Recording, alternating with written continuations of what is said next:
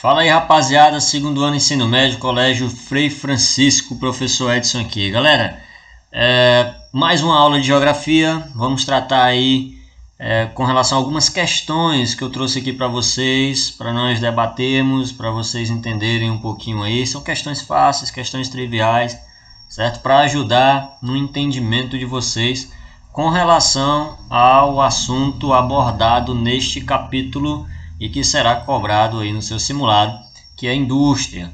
Bom, a primeira questão, trouxe aqui para vocês 3 questões a nível de indústrias, formação da indústria em níveis gerais, nível global, e 3 de industrialização brasileira, beleza? A primeira diz assim, ó, a comunicação por satélite, a fibra ótica e a telefonia digital aceleram a globalização por meio das redes globais de comunicação. Cara, é interessante frisar que a base da produção industrial hoje, sem dúvida nenhuma, é o capitalismo, desde sempre, desde o século XVIII. Mas dentro desse capitalismo que houve fases, né, nós estamos vivenciando o capitalismo informacional. Essa informação, essa comunicação, ela é de extrema importância para o processo industrial global, né? Então, a respeito dessas inovações aí e da disponibilidade prática, ele quer a incorreta, a afirmativa incorreta. Vamos lá. Vamos encontrar aqui, já que vocês já sabem a resposta que já deixei gabaritado, vamos só debater aqui algumas alternativas. A incorreta, deram margem à multiplicação do fluxo de capital e a criação de novos produtos financeiros. Óbvio, quem nunca disse que a mídia é tudo, o marketing é tudo, né? Lançam um produto esse ano, mas já visando a comercialização do que vai sair, o próximo lançamento, a mídia, o comercial, a divulgação do produto é feito de forma rápida e inovadora, né? Criando sempre novos produtos para que estejam na base do mercado. Então essa afirmativa está correta. Essa comunicação, essas redes de comunicação afetaram o modo de vida das pessoas, sem dúvida. A relação entre os sistemas produtivos e as formas de sociabilidade. É claro, gente, se não fosse essas mídias sociais, essas redes globais de comunicação, imagina vocês como é que nós estaríamos passando esse período de pandemia. Imagine vocês que vocês não estariam assistindo essa aula agora, entendeu? Então afeta sim, tanto de maneira positiva como de maneira negativa, né? Aí fica a seu critério de análise relacionar mais pontos positivos ou negativos dessas redes globais de comunicação. Mas que a alternativa está corretíssima está. Letra C. Criaram novas rotinas na vida cotidiana de grande parte da população. Eu vi uma charge outro dia, inclusive, bem interessante, daquele processo de evolução humana em que o homem começa a se tornar ereto e tal, desde o primata até o Homo sapiens sapiens, e dando continuidade a essa cadeia evolutiva, né, dentro da história, o homem volta a se encurvar novamente de tanto estar olhando o celular aqui. Então é uma conjectura interessante que foi realizada aí por alguns críticos, né, dessa tecnologia que nós utilizamos. A utilização do celular, por exemplo, hoje é algo que é inevitável, né? Todo mundo usa, então é diferente quem não tem, e que de fato criaram novas rotinas para a vida cotidiana do cidadão. A letra C também está correta. Vamos para a letra E para debatermos, porque já sabemos a resposta. Revolucionaram as técnicas produtivas, sem dúvida nenhuma, e as formações de organização das empresas públicas e privadas. Existiam empresas de uma dada forma antes do processo de explosão global de comunicação e hoje são totalmente diferentes, entendeu? O acesso ao produto, a rapidez na produção, o avanço da tecnologia com a comunicação se deu cada vez mais intenso, ok? Então a letra E também está correta. Vamos ver onde está o erro dessa alternativa. Permitiram um maior controle, regulação e segurança dos negócios e da especulação financeira. Por que aqui está errado? Porque esse maior controle, de fato, ele não existe, né? Eu não sei vocês, mas eu vou te dar um exemplo bem simples, não vou nem levar para uma grande empresa, vou falar como consumidor. Sempre que faço uma compra pela internet, eu fico um pouco apreensivo, principalmente se essa compra for mediante a cartão de crédito, né?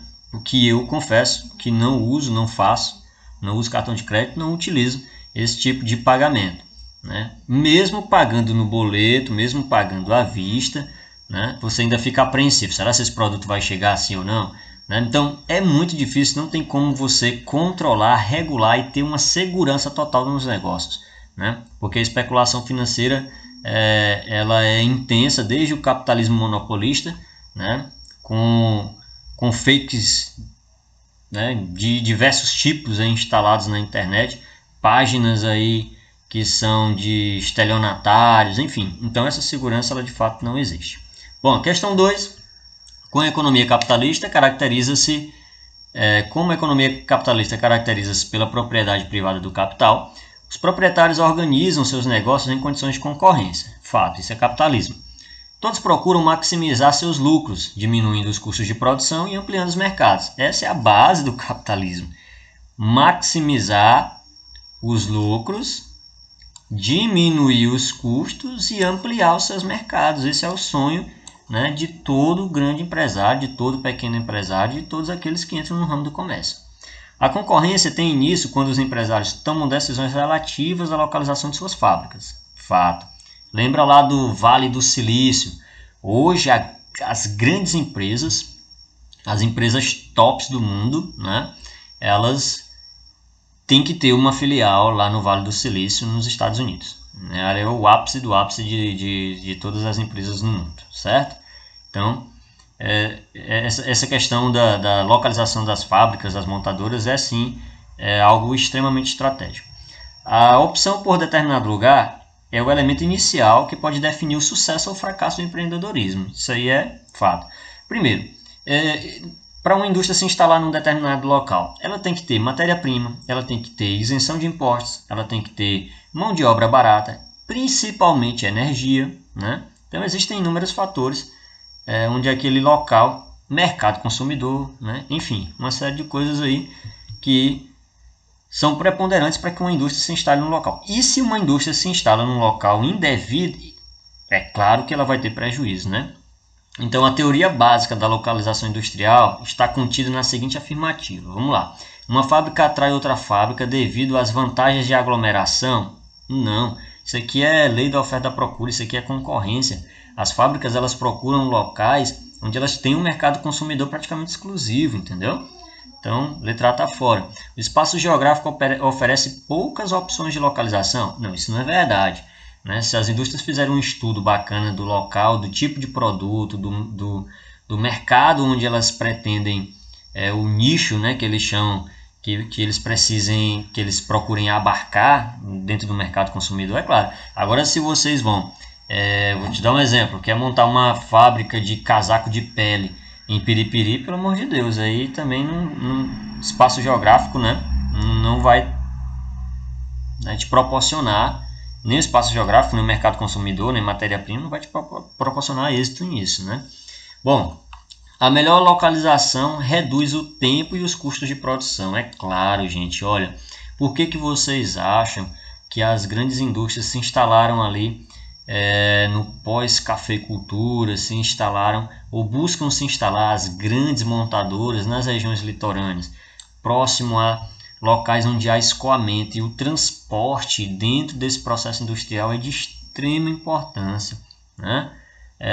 Eu tenho que produzir, mas eu tenho que escoar essa mercadoria. Acabei de falar para vocês do exemplo da internet, né? Infelizmente no Brasil o sistema de entrega, o sistema de correios no Brasil é péssimo, né? Lá nos Estados Unidos, vou dar um exemplo para vocês, na Amazon você compra um livro, né, com 2 horas, um prazo de 2 horas a entrega. Lá tem a FedEx, ou é FedEx, me desculpa a pronúncia se eu não souber, que seriam um equivalente aos correios aqui, que eles entregam em tempo recorde. Então, sistema de transporte, sistema de entrega bem elaborado, bem organizado, coisa que infelizmente no Brasil nós não temos, né? Então, a melhor localização para essas fábricas, o tempo e o custo de produção também é importantíssimo. Tenho que produzir mais, uma menor quantidade de tempo e escoar essa mercadoria o mais rápido possível. Questão de número 3. A ideia subjacente a esse sistema é que as partes utilizadas numa linha de montagem, vamos pegar algumas palavras-chave, já falou aqui de linha de montagem, produção em série, deverão ser fornecidas imediatamente, ou uma palavra interessante, deverão ser fornecidas imediatamente, à medida que são utilizadas, exatamente como ocorre com as mercadorias expostas nas prateleiras dos mercados, que são repostas quase simultaneamente ao ato da compra. O cliente tem que procurar o produto, o consumidor tem que procurar o produto e encontrar esse produto. Então, esse produto não pode faltar na prateleira. Então, quando ele fala em uma montagem rápida, uma reposição rápida de produtos, né, a gente vai diretamente para a produção na hora, no tempo, entendeu? Nós estamos falando aqui da organização de espaço, processo industrial de produção de sistemas anunciado acima. É o keynesianismo desenvolvido nos países emergentes? Não. O Fordismo, característica atual dos países primeiro atual? Não. Isso aqui, o Fordismo, inclusive, quebrou os Estados Unidos na década de 20, exatamente por conta dessa superprodução. O Taylorismo, vigente nos países terceiro mundo, também não. E a resposta, óbvio, está aqui, né? É o just in time. É produzir ali no tempo, na hora, né? Para que não falte o produto para o mercado, para o consumidor, num prazo de tempo recorde, beleza? Quarta questão, vamos passar aqui para a industrialização brasileira. Ele tem aí 4 afirmativas, vamos ver quais são as verdadeiras com relação à industrialização brasileira. Primeiro, a participação do capital das multinacionais na construção da infraestrutura em produção energética e rede viária. Vamos ver. Com relação à industrialização brasileira, houve participação do capital das multinacionais na construção da infraestrutura. Gente, isso aqui não, ó. Participação do capital das multinacionais para construir a infraestrutura na produção energética foi tudo com grana estatal, bicho. Foi tudo o governo que providenciou isso aí. Principalmente o Juscelino Kubitschek, certo? Com o seu famoso plano de metas aí que proporcionou um crescimento e ele elaborou uma estrutura, ele construiu uma estrutura para poder receber as montadoras de automóveis que foram as primeiras fábricas, indústrias a chegarem no Brasil.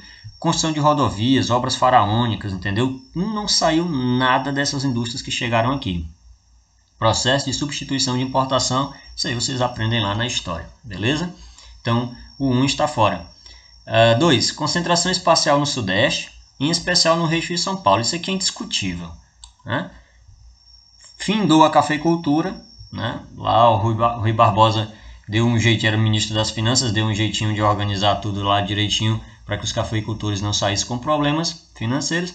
E nesse mesmo período houve uma abertura de mercado para essas indústrias, para essas multinacionais, e a concentração ficou exatamente no estado de São Paulo, que é o polo tecnopolo industrial brasileiro, que está na região sudeste ali, naquele eixo Rio-São Paulo. Beleza? O item 2 está correto. Se o item 2 está correto, a gente eliminava aí, no caso, a letra B, a gente eliminava a letra D, né, e a gente eliminava a letra E e ficaria entre A e C. Então, vamos aqui para o item 3, participação governamental através do que eu estava falando agora há pouco para vocês aí, plano de metas.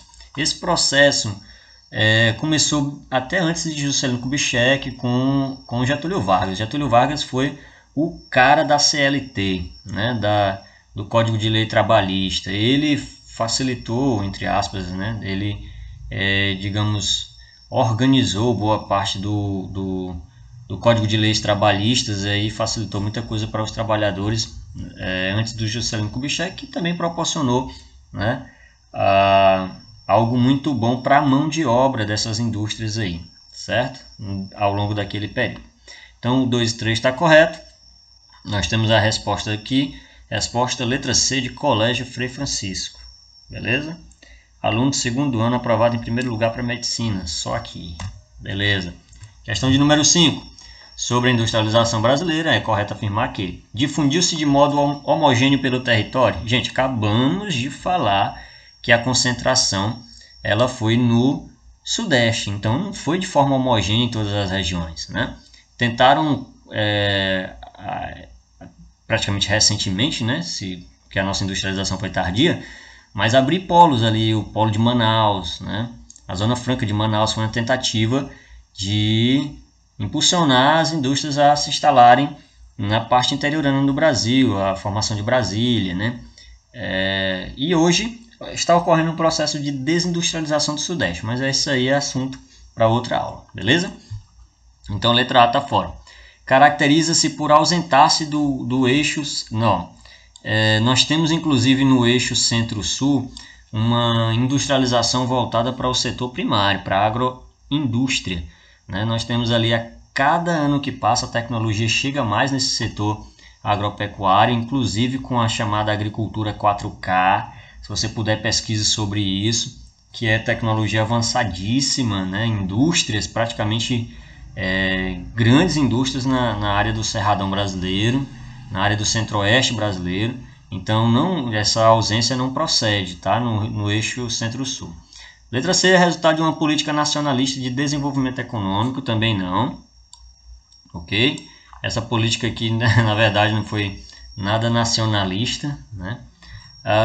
E a resposta nós vamos encontrar aqui: constituiu a base da política de desenvolvimento econômico implantada no país. Política de desenvolvimento econômico e não uma política nacionalista, certo? Resposta da quinta questão, letra D de dado. Bom, vamos analisar as seguintes afirmações aí. Item 1. Eu estava falando agora há pouco do Getúlio, né? No governo Getúlio Vargas foram criadas as condições de infraestrutura necessárias para a industrialização brasileira. Acabei de falar, não só na questão trabalhista, mas também preparou o terreno para que o Juscelino Kubitschek pudesse efetivar o seu plano. O governo de Juscelino Kubitschek priorizou a construção de rodovias e obras na geração de energia. Não esqueça isso, até porque essas rodovias elas precisavam atender a necessidade das montadoras. Como é que vem para o país? As primeiras indústrias que chegam aqui são de automóveis, e esses automóveis iam ser vendidos para a população brasileira e iam rodar onde, se a gente não tivesse uma malha rodoviária distribuída na nossa nação, entendeu? Isso aí foi até um pouco prejudicial para termos, sentimos isso como prejudicial hoje para termos econômicos, porque os meios de transporte de carga mais eficientes, mais baratos e mais eficazes são as ferrovias, né? Que nós não temos uma malha ferroviária muito bem desenvolvida no Brasil como deveríamos ter. Transporte público ferroviário também, entendeu? Que é típico de países desenvolvidos, mas enfim, foi por conta da chegada dessas indústrias que se desenvolveu uma política geoeconômica devido à localização e construção dessas rodovias, para que pudesse ser atendida essas necessidades dessas indústrias que chegavam aqui. E também a questão da geração de energia. Graças ao nosso bom Deus, hoje nós temos aqui uma riqueza hídrica muito grande. Nosso Brasil é abastecido com hidrelétricas, nós temos uma quantidade hídrica considerável a nível de mundo, entendeu? Então, nos últimos tempos nós não temos sofrido com esse problema de abastecimento de energia, que é algo importantíssimo para as indústrias, que elas consomem muita energia, óbvio, para a sua produção, e bem como para o consumo doméstico, entendeu? Até a questão dos horários de verão foram minimizados, inclusive acordos com outros países como o Paraguai, entendeu? Foram minimizados, e o Brasil está, até o momento, com essa questão energética, está estável, está sem problema, certo? Então, item 1 e 2 estão corretos, a gente já sabe que a resposta é a letra B. Mas na década de 90 foi marcada pela globalização da economia e pela consolidação do Brasil como grande portador fala sério. Precisa comentar isso aqui? Brasil como grande exportador de tecnologia. Aqui, se a gente coloca Japão aqui, até pode ser. Beleza? Meus filhos, era isso aí, 6 questões. 3 sobre industrialização global, 3 sobre industrialização do Brasil. Até a próxima. Qualquer dúvida, estamos à disposição aí. Fiquem com Deus. Saúde para todo mundo. Valeu? Um grande abraço.